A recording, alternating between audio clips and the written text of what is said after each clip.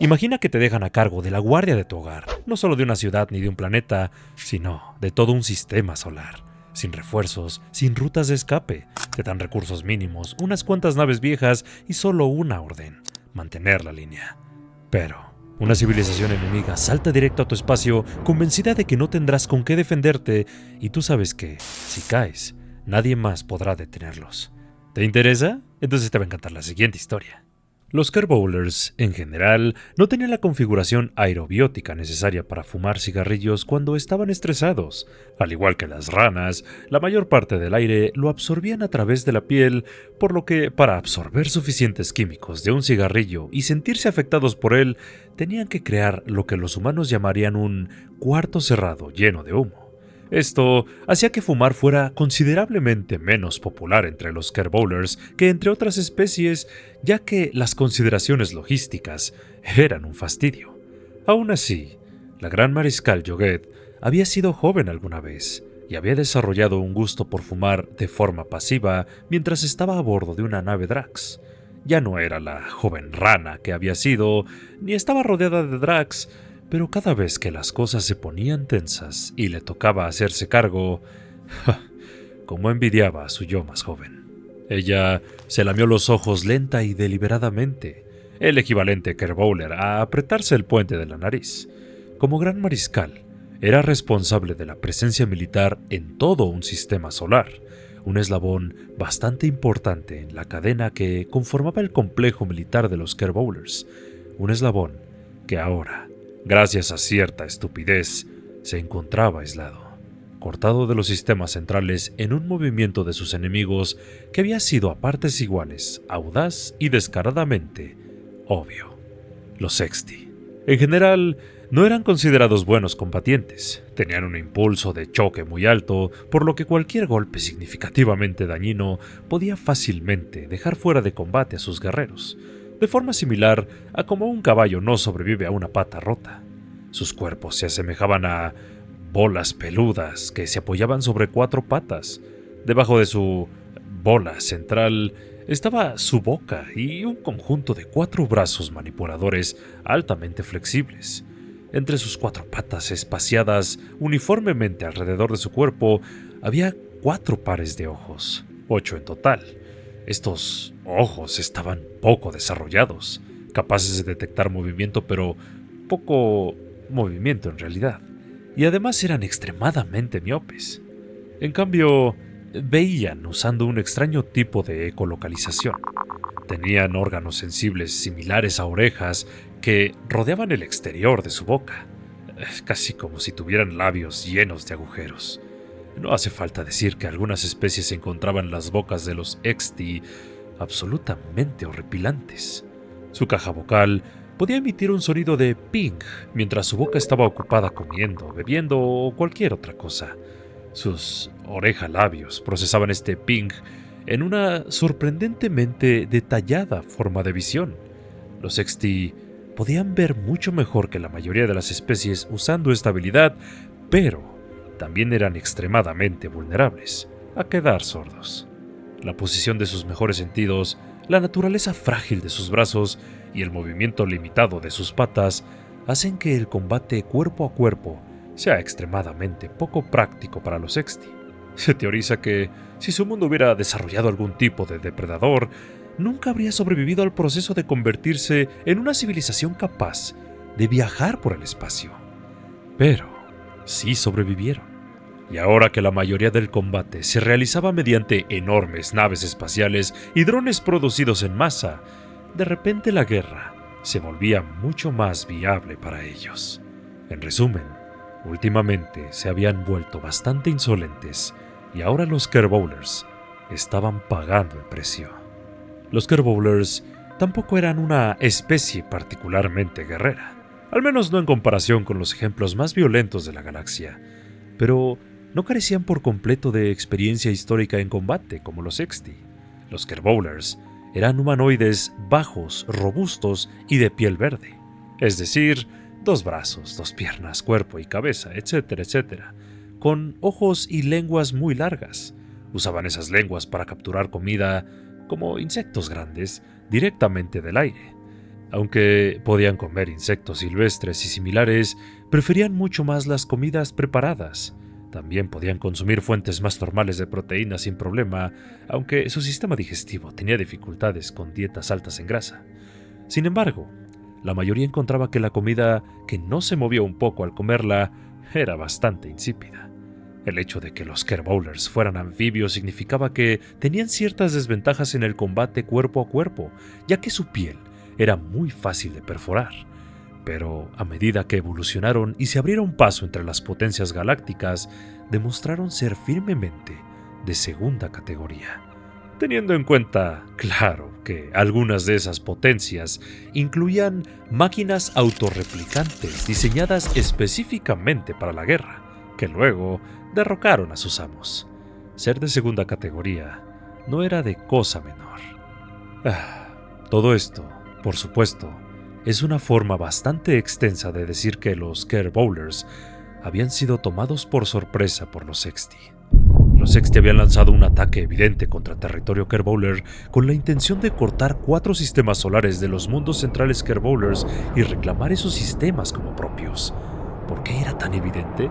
Porque los Sexti les habían dicho directamente a los Kerbowlers su plan de ataque cuando declararon la guerra. El plan era simple. Los Sexti dividirían sus fuerzas en 2 grupos, Garra y Garra de Águila, y atacarían los sistemas de Raimar y Joy 3. Una vez conquistados, los 2 grupos coordinarían su llegada sincronizada a Rico. Rico era el más cercano de los 4 sistemas al núcleo de los Kerbowlers, por lo que sus defensas eran las más fuertes de los 4 objetivos. Una vez tomado Rico, los 2 grupos se combinarían en uno solo y avanzarían hacia su último objetivo, que era la colonia sin nombre de la que Yogued era responsable. Al recibir la información del plan, los Kerbowlers procedieron a hacer 2 suposiciones erróneas. Número 1. Los Kerbowlers sobreestimaron a los Exti, creyendo que nunca serían tan estúpidos como para atacar donde y cuando dijeron que lo harían. ¿Quién sería tan tonto como para darle a su enemigo tanta información estratégica? Número 2. Los Kerbowlers subestimaron a los Exti, creyendo que las defensas de los sistemas en cuestión serían lo suficientemente poderosas como para resistir un ataque de los Exti hasta que llegaran los refuerzos, suponiendo claro que el ataque ocurriera. Y ahora, Yogued estaba pagando el precio de esa arrogancia. Los Exti habían hecho un asalto al vacío con todo su ejército, directamente hacia las defensas Kerbowler en Raimar y Joy 3, y luego lucharon hasta abrirse paso. Capturaron 2 sistemas Kerbowlers antes de que el aparato militar, atónito, pudiera siquiera reaccionar. Luego, en lugar de descansar o reagruparse, los Exti avanzaron hacia su tercer sistema. Enrico, una vez más, saltaron directamente a las fauces de las defensas y una vez más ganaron la batalla antes de que la República Kerbowler pudiera siquiera pronunciar una palabra. El nivel de parálisis de la Marina Kerbowler no puede subestimarse. Desde la perspectiva de los defensores, los ataques de los Exti fueron prácticamente suicidas. No era tanto guerra como golpear al enemigo hasta matarlo con los cuerpos de sus propios camaradas. Esto, por supuesto, horrorizó a los Kerbowlers, pero también resultó ser increíblemente efectivo e increíblemente costoso.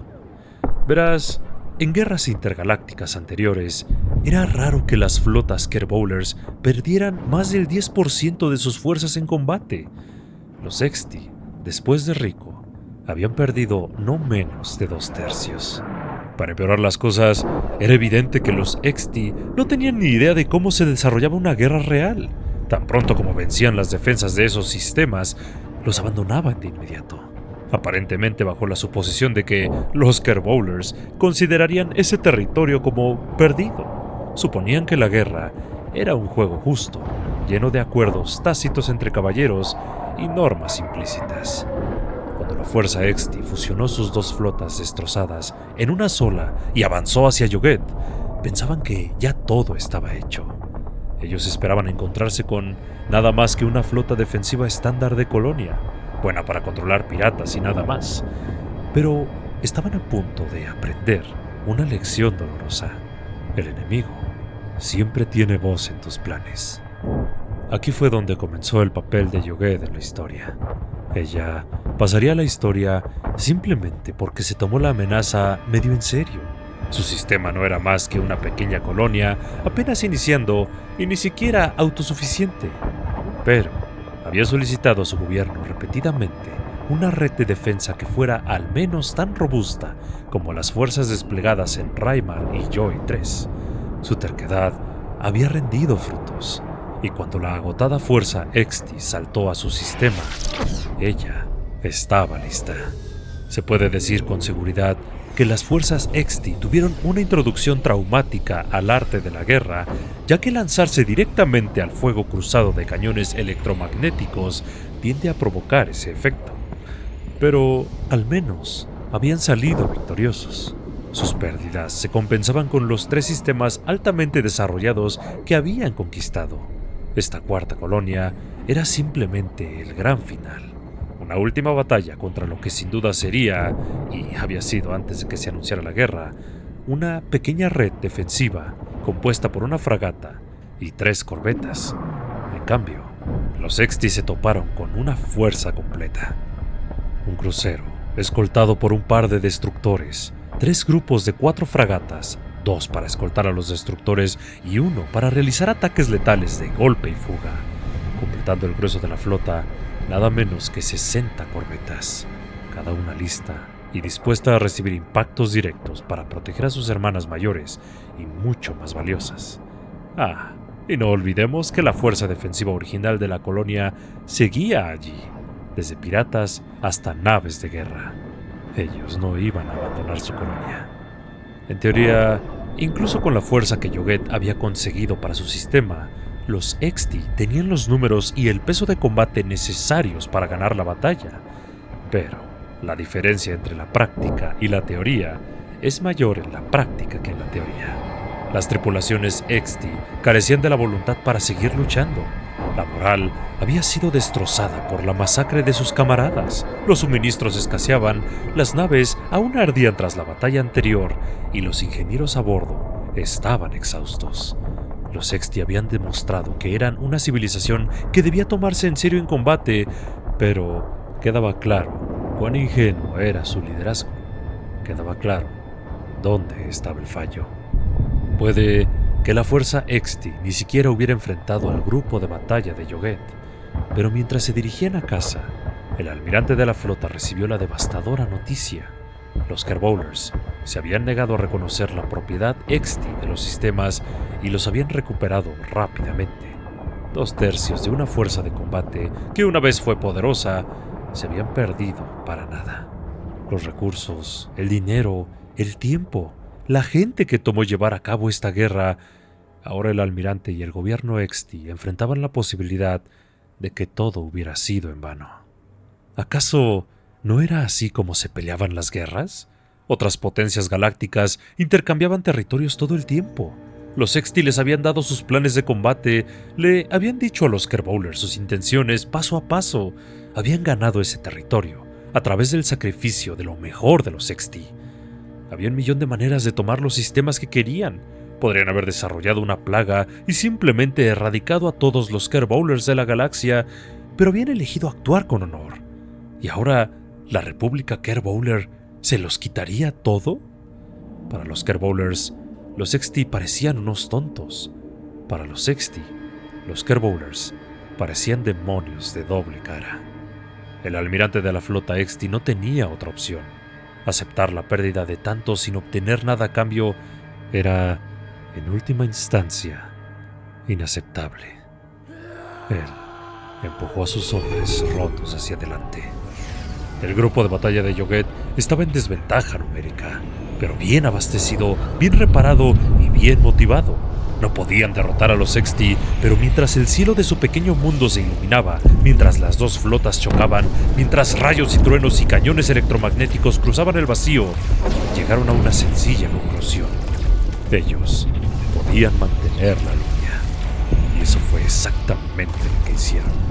Durante 3 días y 2 noches, Yoguet y su grupo de batalla mantuvieron la línea, causando más bajas de las que recibían, soportando más daño del que devolvían, hasta que los Exti se vieron obligados a ceder, hasta que los Sexti quedaron reducidos a la mitad de la fuerza con la que habían llegado, y ahora apenas eran el 15% de su número original.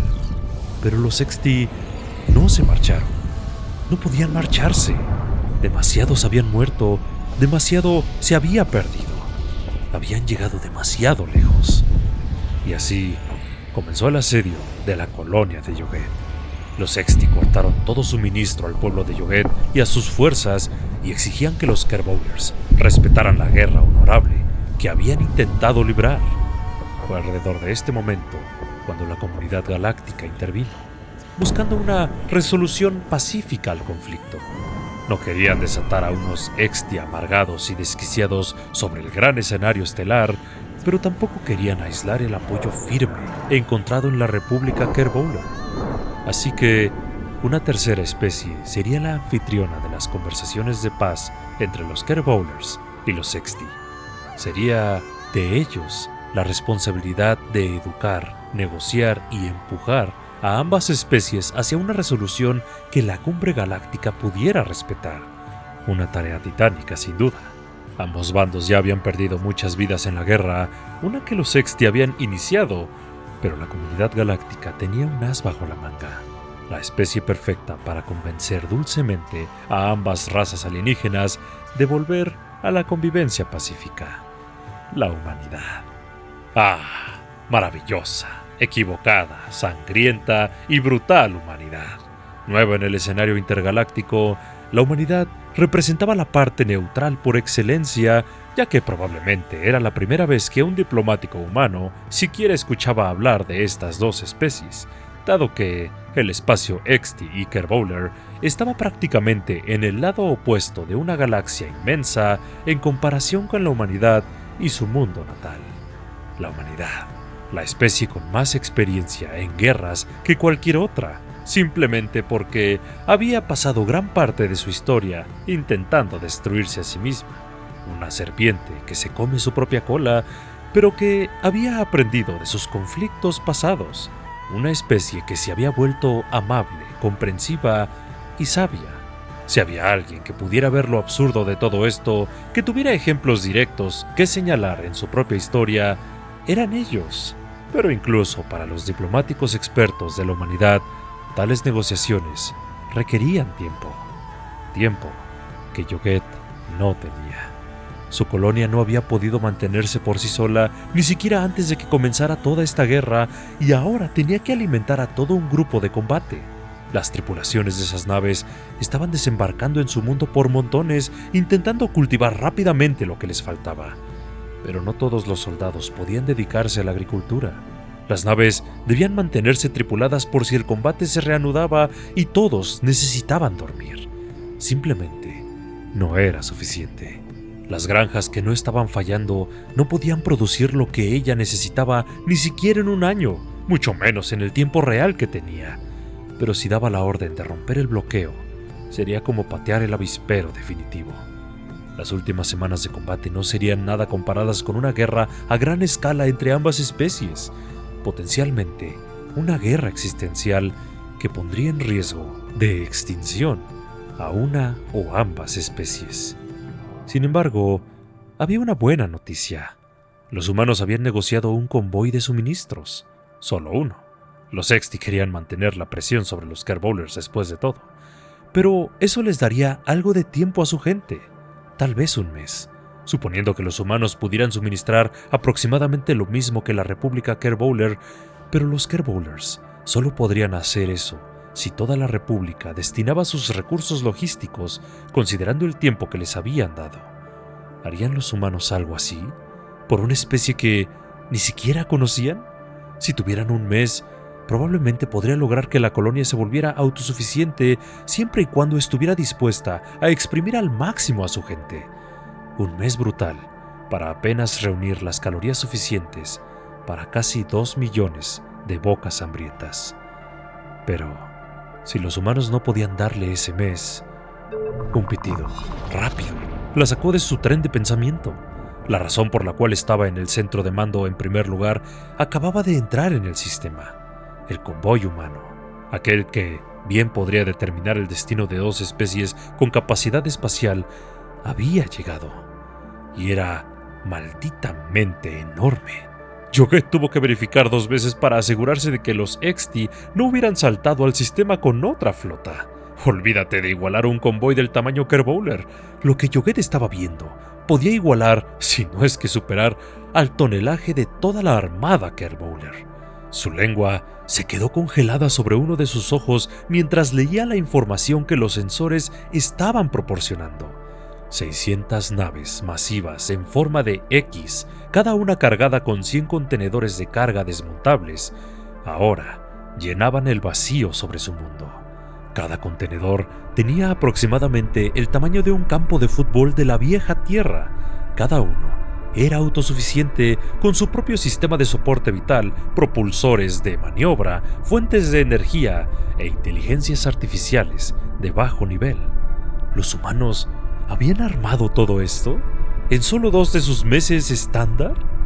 Yoguet sentía que estaba viendo todo el transporte anual de los Kerbowlers concentrado en un solo momento. Simplemente empequeñecía cualquier expectativa que pudiera haber tenido. Las enormes naves dejaron caer sus contenedores en una órbita geoestacionaria, permitiendo que los Kerbowlers accedieran a los suministros según lo necesitaran. También había incluido un manifiesto que era simplemente alucinante. Desde transbordadores de carga hasta fuegos artificiales, desde tractores hasta semillas, desde pasta nutricional densa hasta helado, desde autos hasta tornillos. Algunos de los contenedores incluso podían ser desorbitados y aterrizados en el planeta, donde podrían funcionar como instalaciones industriales o agrícolas completas, almacenes o fábricas, molinos, panaderías, aserraderos y centros comerciales. El almirante de la flota de carga incluso bromeó con que habían traído un Burger King, lo que sea que fuera eso. Yoguet se tomó un buen tiempo para recomponerse, antes de agradecerle al almirante efusivamente en nombre de toda su república. El humano simplemente se rió y dijo algo sobre tercera entrega de la semana y saltó fuera de la zona de guerra. Pasarían casi 3 años antes de que el asedio fuera levantado.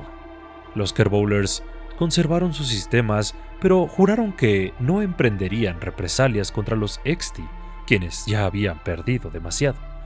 Por su parte, los XT recibieron amablemente un sistema otorgado por los humanos. Sí, estaba al otro lado de la galaxia y además completamente deshabitado, pero sus recursos ayudarían a impulsar un nuevo auge económico para su mal guiado gobierno. La humanidad se beneficiaría enormemente de su nuevo socio comercial, ya que su rincón de la galaxia estaba notablemente vacío. Y en cuanto a Yoguet y su colonia, tal vez fueron quienes más se beneficiaron. Lo que había sido una colonia de apenas 100,000 Kerbowlers ahora era un mundo floreciente.